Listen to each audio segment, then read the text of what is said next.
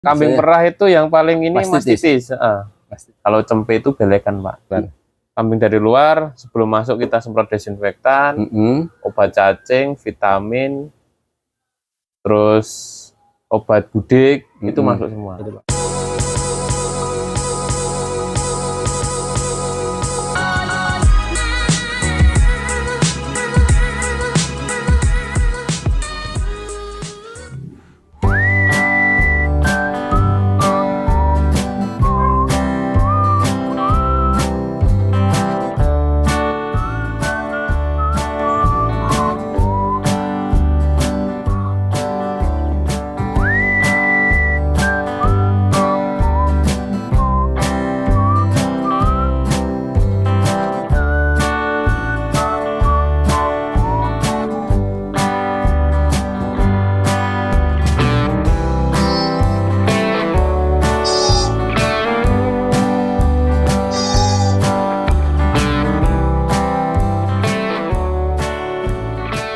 Oke, assalamualaikum Mas Alek. Waalaikumsalam, Pak. Mas, siapa Mas? Perkenalkan tadi Mas, nama lengkapnya Mas. Nama saya Muhammad Alek Prasetyo. Tempat tinggal ya di sini lah, Mas. Ini alamat di mana Mas ini? Alamatnya di Dadapan RT 7 RW 2 Purworejo Gemolong Sragen. Gemolong Sragen, Jawa Tengah Mas Tengah, ya. Jawa Tengah. Ini nama farmnya apa Mas? Mitra Karya Farm, Pak. Mitra Karya Farm. Berdiri dari 2011. Awal mulanya itu domba. Oh, 2011 berdiri. Domba. Sudah berdiri 2011 itu domba. Masalah penyakit. Kalau penyakit gimana? Penyakit alhamdulillah sih masih bisa ditangani sendiri, Pak. Tapi muncul kan ada penyakit? Muncul, ada. Apa? Kalau Pak paling kambing perah itu yang paling ini mastitis. Paling sering. Tapi ini sudah lah, alhamdulillah sudah lama kita tidak ada terjadi. Nah, ngomong kalau mastitis, biasanya kenapa Mas? Awal-awal kok ini bisa terjadi mastitis? Karena kebersihan kandangnya kurang. Memang dulu kan awal-awal kita kan masih ini juga masih tahap belajar, jadi masih banyak penyakit-penyakit yang ini muncul gitu. Itu saat merah ya Pak, biasanya pemerahannya kurang tuntas, terus kurang bersih untuk kandangnya. Jadi bakteri itu, dan kita dulu kan belum ini tidak diolesi diping seperti itu kan Pak. Untuk habis pemerahan tidak kasih diping seperti itu kan juga bisa. Makanya untuk sampai sekarang kita mulai dari tahun 2021 kita mulai penertiban untuk kesehatan ternaknya. Karena awalnya kan bukan di kandang sini Pak, di kandang dulu itu yang lama itu kambing sehat-sehat aja. Pindah ke sini baru muncul masalah-masalah itu di 2020.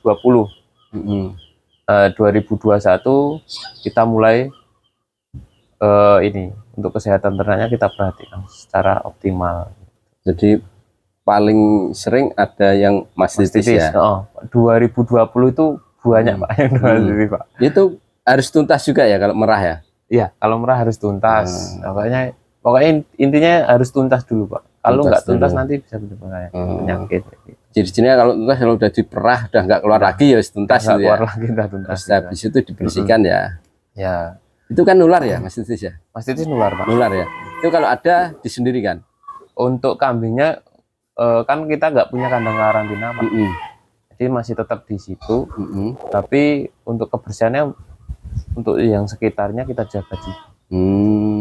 Jadi untuk pembersihan perawatan kambing yang sakit itu yuk kita optimalkan gitu untuk kebersihannya. Pertama desinfektan. Mastitis ya. Tadi penyakit yang sering muncul mastitis. Ada lagi apa Mas? Dulu itu juga ada diare. Karena kan kita sering gonta-ganti pakan untuk hijauan. Dan sekarang kita sudah tetap pakai silase. Alhamdulillah sudah tidak ada, hampir tidak ada. Paling ini untuk ada lagi masih ini. Kalau cempe itu belekan Pak, itu masih ada. Mungkin kan karena kandangnya kan ini terlalu rendah Pak, naik mulut saya kan. Itu cempe kan nggak tahan sama ini. Kalau ini ya amoniaknya. amoniaknya. Oh. Kalau kandang cempe ini saya kasih full cempe ini, pasti banyak yang kena. Kalau kita kosongkan, nggak ada. Maksudnya sedikit lah. Cempenya paling 20 ekor kan gitu saya. Ya ini kan padahal kapasitas cempenya kan, kandang cempenya kan kapasitas 30 ekor.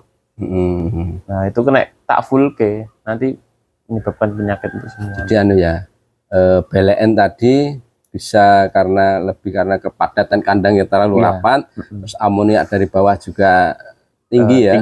Akhirnya kan udara yang dari luar tidak bisa leluasa ya karena rapatnya itu ya. Itu menyebabkan rawan PLN, pink eye itu ya. Pink eye. Oke, kalau yang mastitis tadi lebih karena kurangnya kebersihan ya. Ya. Kalau mastitis diobati apa, Mas? Kalau kita pakai antibiotik aja sih, Pak. Intramuskuler suntik atau kita suntik daging. Suntik di daging ya. Suntik daging nanti paling kita 3 hari berturut-turut. Udah alhamdulillah selesai, Pak. Nah, itu kan mastitis. Itu kan tidak bisa diperah kan? Harus kita perah, Pak. Harus diperah, tapi dibuang. Setiap hari. Setiap hari, pagi sore. Jadi disuntik antibiotik, dibersihkan kantong susunya. Nah, kita nanti untuk rutinan itu nanti lama-lama membaik. Jadi tetap diperah terus ya? Tetap diperah terus. Tapi dibuang, tapi dibuang. Itu kalau mastitis tetap produksi susunya tinggi? Enggak. Jadi rendah kan? Tetap turun, Pak. Paling kan cuman 300 dan itu ngegel, Pak. Enggak encer kayak biasanya. Kalau gel itu udah keluar, nanti biasanya bening seperti itu. Nah, nanti kalau sudah sembuh, itu sudah bisa produksi lagi. Nanti kalau laktasi berikutnya kan itu regenerasi lagi nanti. Untuk laktasi berikutnya, kambing itu regenerasi untuk ini apa namanya? Sel untuk produksi susu. Itu regenerasi, terregenerasi. Jadi dan kemungkinan berulang kan apa ya? Kecil ya. Kecil. Kalau istilahnya kalau perawatan sudah bagus benar. Oke. Terus pink eye, gatelan alhamdulillah enggak ada sih. Enggak ada ya. Itu lebih karena apa, Mas? Kok banyak kambing yang gatelan itu? Budik itu ya, Pak ya? Karena karena kebersihan kandang juga. Kebersihan kandang ya, intinya kebersihan kandang. Terus kandang terlalu rapat juga bisa gitu. Dan ada kambing yang dari luar sudah membawa seperti itu, Pak. Gitu. Nah, jadi kita kalau ada kambing dari luar masuk, makanya kita tertibkan untuk SOP-nya. Gimana kalau kambing dari luar? Kambing dari luar sebelum masuk kita semprot desinfektan, obat cacing, vitamin, terus obat budik, itu masuk semua. Nanti untuk mencegah penularan itu disendirikan dulu? Enggak, langsung. Langsung ya, karena langsung kita dicampur. Kita kan nggak punya kandang karantina. Siap. Siap. TSP kalau kandang dari luar. Kalau kita mau bikin kandang karantina itu nanti gini, Pak. Ini nanti enggak kepakai eman gitu juga. Masih hitungan itu ya. Masih hitungan di situ. Soalnya kan yo lumayan juga, Pak, untuk buat kandang ini. Terus apalagi, Mas? Yang penyakit yang bisa muncul. Ini Depro, Pak. Depro. Nah, itu kan biasanya karena kekurangan kalsium. Yang induk bunting biasanya. Yang bunting tua. 1 minggu sebelum beranak itu ada. Gitu. Dan itu karena kekurangan kalsium. Nah, kita sekarang melakukan pencegahan di bunting 3 bulan. Kita injek obat yang namanya itu Kalsidek, Pak. 3 bulan kebuntingan ya. 3 bulan kebuntingan untuk pencegahan Depro. Terus kalau yang kematian cempe sih alhamdulillah ini sudah tidak ada sih, Pak. Kalau misalnya ada kematian cempe, yang saya sering dapat info dari peternak-peternak baru ini, terutama peternak baru. Ini lahir banyak yang mati. Mungkin karena kekurangan asupan dari induknya. Seminggu pertama itu wajib masuk kolostrum, Pak. Itu karena itu kebanyakan seminggu karena ya. Seminggu. Karena kan ada peternak yang susu induknya gak metu kan, kadang enten sing ngoten niku. Jadi karena susu induk tidak keluar, jadi cempenya kan dikasih susu biasa. Nah itu nanti menyebabkan kematian pada cempe. Kalau susu tidak keluar gimana caranya? Nah itu tergantung dari induknya juga sih Pak. Jadi kita nggak bisa ini. Nah mungkin dari perawatan si peternak, karena pakan kurang maksimal untuk kebutuhan susu. Gitu. Oh, enggak ada apa yang bisa untuk, kalau manusia kan apa, katuk dah. Katuk. Itu nah kita belum mencoba itu Pak. mungkin bisa tapi kayaknya juga cuma belum di sini belum ada pengalaman di sana ya. Belum pengalaman. Jadi lebih baik mencegah, istilahnya memperbaiki induknya ya. Ketika lahir seminggu harus kolostrum sudah ready Pak. Insya Allah aman ya. Jadi kebanyakan yang mati itu lebih karena itu tadi asupannya ya, lebih karena kurang. Asupan ya. Keguguran gimana keguguran? Kalau keguguran sini alhamdulillah tidak ada sih Pak. Ini kalau kambing bunting disendirikan ya? Kita kalau bunting ikutkan yang bunting juga. Ikutkan yang bunting, dikoloni sama yang bunting ya? Dikoloni sama yang bunting. Nah ini kalau pas kawin, ada kandang kawin sendiri, dikoloni ya? Nah, kandang kawin kan koloni. Kita nanti kan per 2 bulan setelah dia masuk kandang koloni, kita USG. 2 bulan ya waktunya. 2 bulan. USG. Terus kalau sudah positif bunting, langsung kita pisah Pak. Bisa di kandang bunting. Koloni dengan yang bunting ya. Yang bunting. Yang belum positif, masih di situ. Nanti. Nah soalnya untuk menjaga ini keguguran ini kan karena kebanyakan kan budakan Pak. Goro-goro ini kan niku. Iya. Istilahnya berlarian ya. Berlarian. Tumbukan. Lebih ke itu ya karena benturan fisik ya. Benturan fisik. Sudah kalau bunting. Untuk ini sih nggak ada sih Pak. Untuk karena mungkin induk yang ini juga jarang sih Pak di sini. Apa namanya keguguran jarang. Hampir nggak ada. Itu kandang bunting dijadikan satu sama yang lain koloni juga ya? Iya, enggak. Jadi kan kita kandang kita kan satu kandang isi 2 ekor Pak. Oh, satu kandang isi 2 ekor. Jadi nanti ketika bunting kita ikutkan yang bunting gitu aja. Masih longgar, jadi 2 ekor. Lahiran di situ juga. Lahiran di situ juga. Lahir pemerahan di situ juga nanti. Pemerahan di situ. Lahir nanti disapih umur 2 minggu. Sampai kita pisah. Kita doti pakai susu sapi Pak. Untuk menekan kosnya tadi. Makanya kita beli sapi untuk ini jadi demo cempenya ini. Susunya alhamdulillah cempe tidak protes Pak kan gitu. Wah. Jadi seminggu kolostrum ya. Kolostrum. Terus seminggu masih di 1 minggu lah kemudian baru kita jadi 2 minggu ya. 2 minggu. Bisa 2 minggu baru diperah. 2 minggu diperah itu sampai umur berapa merahnya? Sampai bunting lagi Pak. Sampai bunting umur 3 bulan. Itu masa kering juga keluar? Masa kering masih keluar. Masa kering itu ada yang keluar. Ada yang 2 bulan bunting itu sudah kering ada. Ada yang 1 bulan bunting itu kering ada. jadi bervariasi Pak sini. Lebih karena apa? Pakan apa karena genetik? Ini kalau itu genetik sih Pak. Kalau pakan kan kita sama ya. Itu untuk genetiknya aja. Gitu. Berarti sama nanti sudah bisa nyeleksi ya, ada recordingnya ya? Ada. Sini ada bukunya semua. Tapi itu tidak setiap dia bunting umur 1 bulan enggak. Enggak tahu itu faktornya induknya sendiri atau gimana. Suka induknya. Suka induknya. Aku kesel diperes ya mungkin kan. Soalnya kan kalau di sini itu ketika sudah 2 bulan laktasi kan itu kambing birahi Pak. Nah itu ya wes kita cepat-cepat kawinkan aja. Kawin ya. Paling di sini tuh paling lama pemerahan induk itu 5 bulan. Gitu. Perah terus. Perah terus. Ada sing perah terus. Nanti iki esok diperah iki mau mana niku. Jadi enggak jadi seperti itu menimbulkan nanti tidak mempunyai kolostrum. Oh. Nah, Karena diperah terus karena tanpa henti pemerahan. Induk kan tidak mempersiapkan untuk kelahiran berikutnya. Ada yang tidak punya kolostrum, ada yang masih punya. Jadi untuk pakannya tetap sama. Tetap sama. Enggak, maksudnya kandungan pK dan sebagainya sama ya. Kita tidak beda-beda kan? Tidak beda-beda.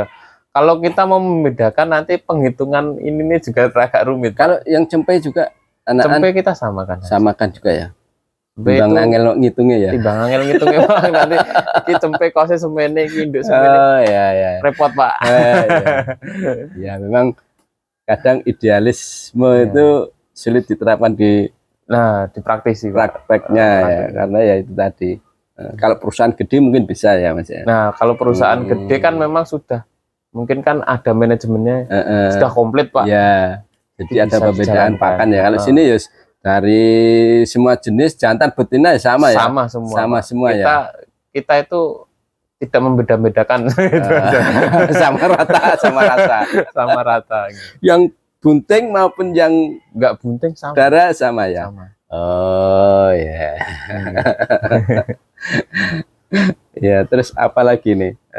Susu sudah, penyakit sudah. Terus problem ini cuaca gimana kalau di sini? Kalau cuaca kan kita panas juga ya. Itu juga agak tidak terlalu berpengaruh pada produksi juga enggak ada pengaruhnya ya. Ada pengaruhnya. Alhamdulillah aman sih Pak untuk. Tapi yang ini yang menjadi ini cempe sih. Kalau cempe itu cuaca masih berpengaruh. Sekarang panas, nanti hujan deras, dingin, besok tahu-tahu mati. Oh, ada yang seperti itu. Tapi alhamdulillah sudah jarang ditemui. Dulu kalau limbahnya gimana? Untuk limbah kotoran kita kalau ada yang pesan, kita kirimkan gitu aja. Nggak diproses ya? Nggak diproses.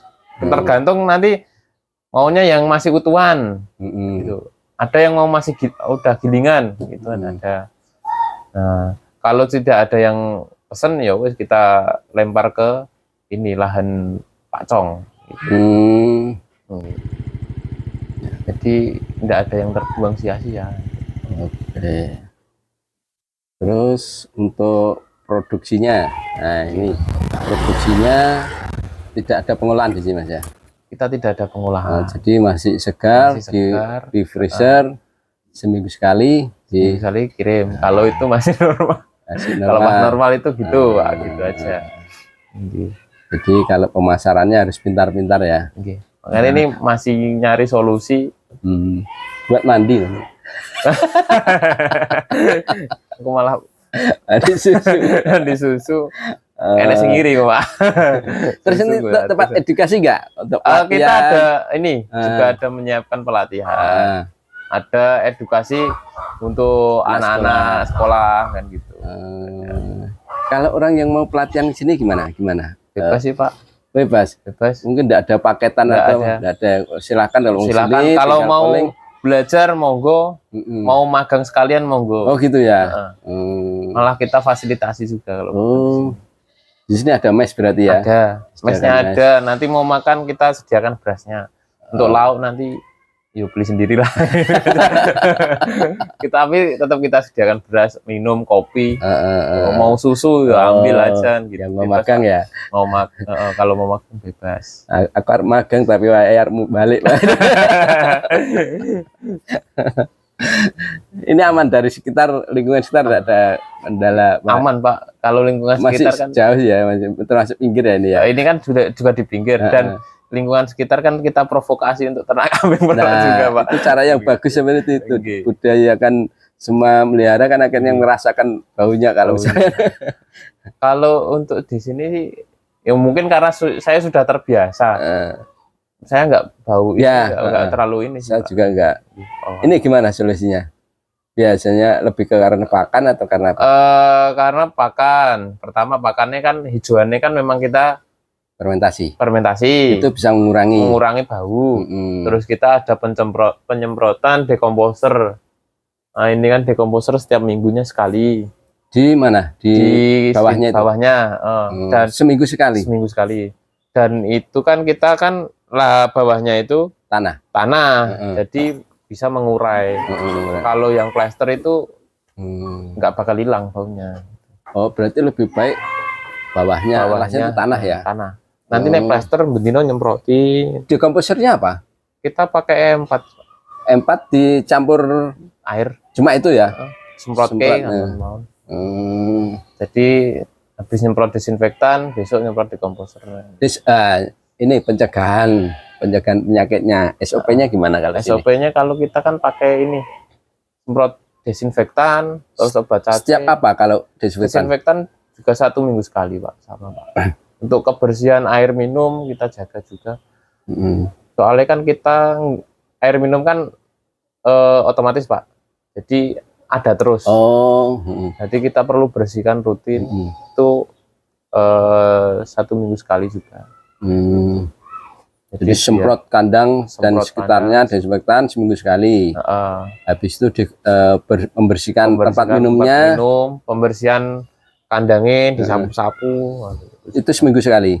Nek disapu-sapu setiap hari, tiap hari ya. Kalau membersihkan itunya tiap hari. Tempat makan juga tiap hari ya. Tiap hari pagi.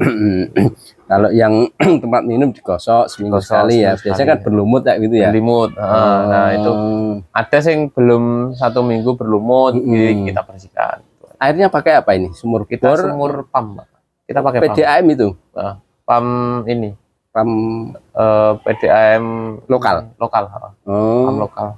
Ya. Jadi enggak yang ini. Desinfektan, terus dekomposer, apalagi Mas pencegahannya? Dekomposer sudah itu. Sudah ya. Pencegahan itu. Obat cacing. Obat cacing kita per 3 bulan sekali. Per 3 bulan ya. Per 3 bulan. Untuk ternak bunting enggak ya? Ternak bunting tidak. Nanti ternak bunting itu setelah lahiran, 1 minggu setelah lahiran. 1 minggu setelah lahir dikasih obat cacing. Dan nanti kalau mau kawin, kita obat cacing dulu. Kalau anaknya umur berapa mulai dikasih? Anaknya kita dari umur 2 bulan kita sudah obat cacing, Pak. 2 bulan ya. Tapi dengan dosis yang rendah. Cara pemberiannya gimana? Kita oral. Dicampur air apa langsung? Langsung, Pak. Langsung dimasukkan. Masukkan aja. Nggak pakai pisang. Itu enggak mutah. itu nek manusia, Pak. Ya. Oke. Mas, jalan-jalan lihat kandangnya ya. Ini kita sudah ngobrol-ngobrol banyak, nanti kita langsung lihat lokasinya seperti apa dengan Mas Alex.